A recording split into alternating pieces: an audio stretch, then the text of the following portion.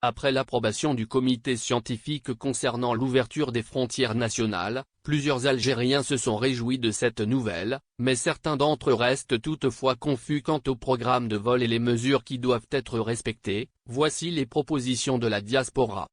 En effet, la diaspora qui représente la communauté algérienne résidant à l'étranger s'est manifestée récemment en donnant des propositions concernant le programme des vols et autres. Et pour cause, il y a quelques jours de cela, le président de la République a fait part de l'annonce que tout Algérien attendait depuis plus d'un an maintenant. Il s'agit alors de la nouvelle relative à la réouverture des frontières nationales. Ce qui a, sans grand étonnement, réjoui de nombreux ressortissants et citoyens algériens. Il n'empêche que certains d'entre eux restent confus. C'est pourquoi, la diaspora algérienne s'est manifestée. Elle espère donc la clarification de certains points tels que le programme de vol, en plus d'autres questionnements. Cela par le biais d'un communiqué où il a été question d'un total de 8,08 points à mettre au clair.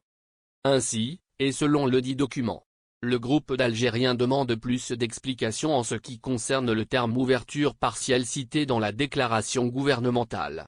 Est-ce que cela voulait dire, limiter le nombre de vols? Interdire les voyages de et vers certains pays? Ou carrément exclure certaines personnes de ce privilège? L'autre point qui a prêté à confusion est relatif, quant à lui, au programme de vol que prévoit d'effectuer Air Algérie.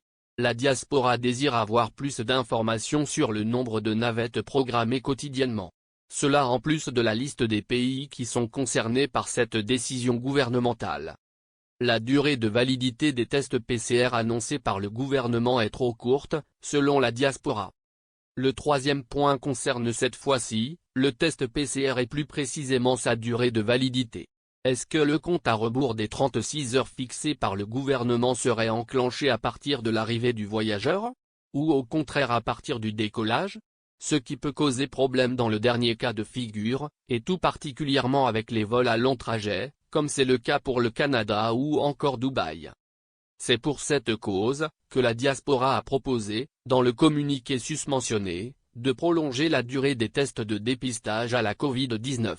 De telle sorte que le dit examen dédié à détecter l'infection au coronavirus soit valable pendant 72 heures contre la courte durée de 36 heures prévue initialement par le gouvernement. C'est en tout cas ce que rapporte le quotidien arabophone Echorouk dans son édition de ce mardi 18 mai 2021. Les prix des billets d'avion sont trop chers, clament les membres de la diaspora. Ainsi, et parmi les autres revendications du groupe d'Algériens qui résident à l'étranger, il y a celle qui demande la régularisation des prix des billets d'avion Air Algérie. Ceux-ci sont actuellement très onéreux, voire inaccessibles pour certains.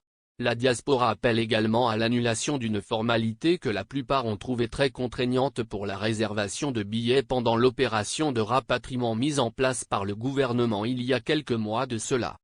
Cette difficulté était donc de devoir présenter une autorisation exceptionnelle d'entrée ou de sortie de et vers l'Algérie afin de pouvoir voyager.